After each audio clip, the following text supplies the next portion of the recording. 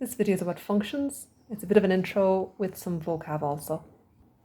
So basically with functions, what you're doing is you're taking an input, which is a number, you're putting it into a function, which is an algebraic expression, and when you work out your result, that's your output. It's the answer that you get from your calculation. Your input is usually called x. Sometimes you'll see different letters being used, but it's still the same idea. Your function can be called usually f or g, and your output then, depending on the name of the function, might be f of x or g of x. Sometimes instead of calling the output f of x or g of x, it gets called y. Y just means the same thing as f of x or g of x. So let's look at some simple examples where we put an input into a function and get an output. So f of x equals 3x plus 2.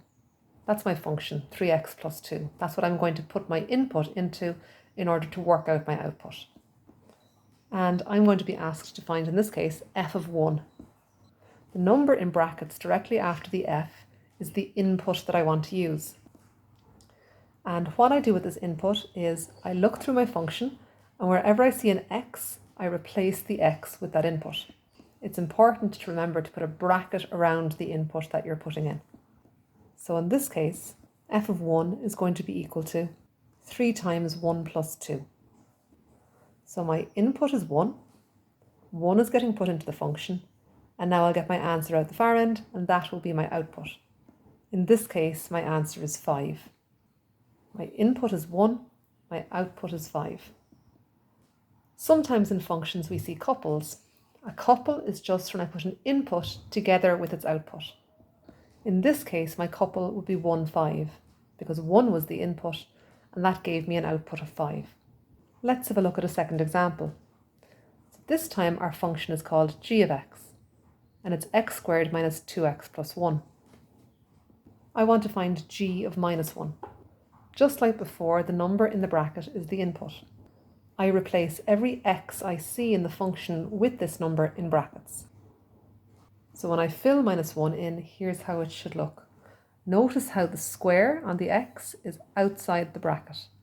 I can type this whole thing straight into my calculator to get my solution. In this case, the result is 4. This is my output. What do you think the couple would be in this case? In this case, the couple would be minus 1, 4, putting the input of minus 1 together with the output of 4.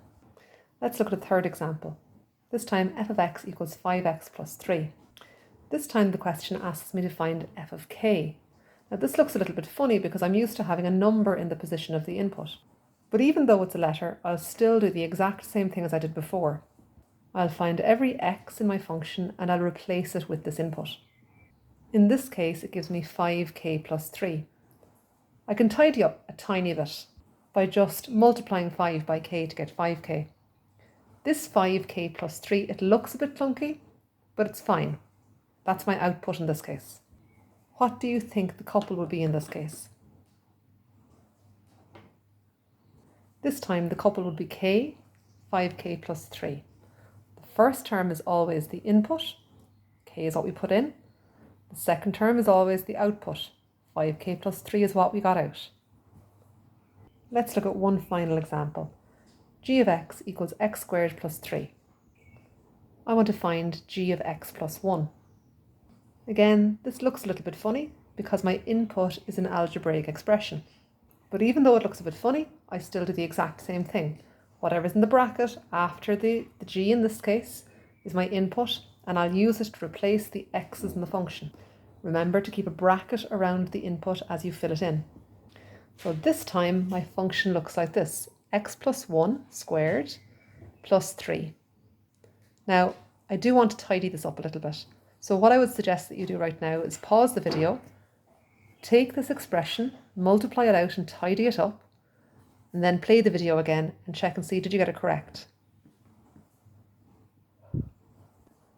So to work out x plus 1 squared plus 3, I need to multiply x plus 1 by x plus 1, and then plus 3 at the end. So I need to expand my brackets and then multiply out carefully. This will give me x squared, x by x. X by 1 is 1x. 1 by x I should say is 1x. and 1 by 1 is 1, plus 3 goes on at the end. I can do one last little bit of tidying up by putting my like terms together, 1x plus 1x, and separately 1 plus 3. And I get x squared plus 2x plus 4. This is the result of tidying up what I got when I put my input into my function. So this result here at the end is my output. What do you think the couple would look like in this case? It's quite a clunky looking couple. We've got x plus 1, which was the input, and we've got x squared plus 2x plus 4, which was the output. The input together with the output makes the couple.